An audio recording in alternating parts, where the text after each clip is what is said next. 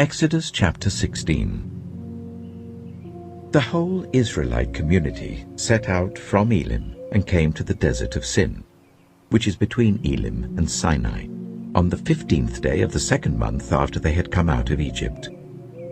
In the desert, the whole community grumbled against Moses and Aaron. The Israelites said to them, "If only we had died by the Lord's hand in Egypt. There we sat round pots of meat and ate all the food we wanted. But you have brought us out into this desert to starve this entire assembly to death." Then the Lord said to Moses, "I will rain down bread from heaven for you. The people are to go out each day and gather enough for that day. In this way I will test them and see whether they will follow my instructions. On the 6th day they are to prepare what they bring in, and that is to be twice as much as they gather on the other days." So Moses and Aaron said to all the Israelites, "In the evening you will know that it was the Lord who brought you out of Egypt. And in the morning you will see the glory of the Lord, because he has heard your grumbling against him. Who are we that you should grumble against us?" Moses also said, "You will know that it was the Lord when he gives you meat to eat in the evening and all the bread you want in the morning, because he has heard your grumbling against him. Who are we? You are not grumbling against us, but against the Lord." Then Moses told Aaron, "Say to the entire Israelite community, 'Come before the Lord, for he has heard your grumbling.'" While Aaron was speaking to the whole Israelite community, they looked towards the desert, and there was the glory of the Lord appearing in the cloud. The Lord said to Moses, "I have heard the grumbling of the Israelites. Tell them, at twilight you will eat meat, and in the morning you will be filled with bread. Then you will know that I am the Lord your God." That evening quail came and covered the camp, and in the morning there was a layer of dew around the camp. When the dew was gone, thin flakes like frost on the ground appeared on the desert floor. When the Israelites saw it, they said to each other, "What is it?" For they did not know what it was. Moses said to them, "It is the bread the Lord has given you to eat.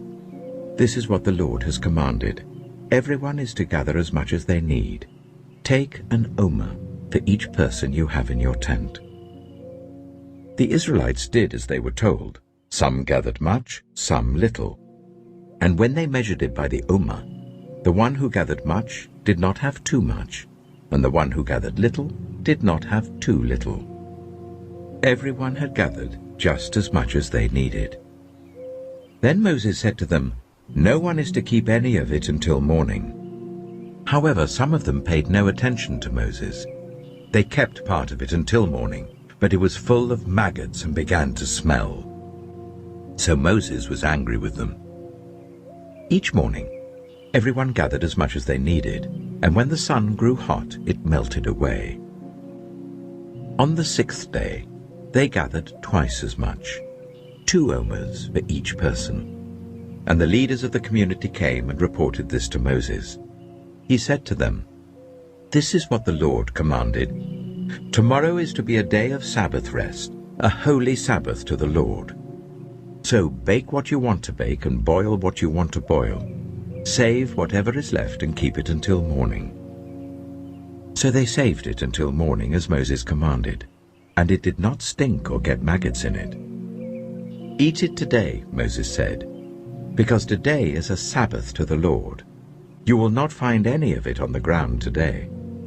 6 days you are to gather it, but on the 7th day, the Sabbath, there will not be any." Nevertheless, some of the people went out on the 7th day to gather it, but they found none. Then the Lord said to Moses, "How long will you refuse to keep my commands and my instructions? Bear in mind that the Lord has given you the Sabbath. That is why on the 6th day he gives you bread for 2 days. Everyone is to stay where they are on the 7th day. No one is to go out." So the people rested on the 7th day. The people of Israel called the bread manna. It was white like coriander seed and tasted like wafers made with honey. Moses said, "This is what the Lord has commanded. Take an omer of manna and keep it for the generations to come, so that they can see the bread I gave you to eat in the wilderness when I brought you out of Egypt." So Moses said to Aaron, "Take a jar and put an omer of manna in it. Then place it before the Lord to be kept for the generations to come." As the Lord commanded Moses, Aaron put the manna with the tablets of the covenant law that it might be preserved. The Israelites ate manna for 40 years, until they came to a land that was settled. They ate manna until they reached the border of Canaan. An omer is 1/10 of an ephah.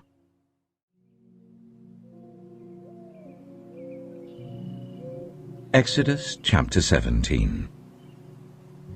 The whole Israelite community set out from the desert of Sin, traveling from place to place as the Lord commanded. They camped at Rephidim, but there was no water for the people to drink. So they quarreled with Moses and said, "Give us water to drink." Moses replied, "Why do you quarrel with me? Why do you put the Lord to the test?" But the people were thirsty for water there, and they grumbled against Moses. They said, "Why did you bring us up out of Egypt to make us and our children and our livestock die of thirst?" Then Moses cried out to the Lord, "What am I to do with these people? They are almost ready to stone me." The Lord answered Moses, "Go out in front of the people. Take with you some of the elders of Israel, and take in your hand the staff with which you struck the Nile, and go. I will stand there before you by the rock at Horeb. Strike the rock, and water will come out of it for the people to drink." So Moses did this in the sight of the elders of Israel. And he called the place Massah and Meribah, because the Israelites quarreled, and because they tested the Lord, saying, "Is the Lord among us or not?"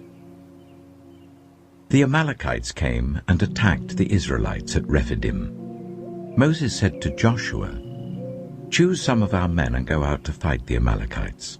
Tomorrow I will stand on top of the hill with the staff of God in my hands." So Joshua fought the Amalekites as Moses had ordered, and Moses, Aaron, and Hur went to the top of the hill.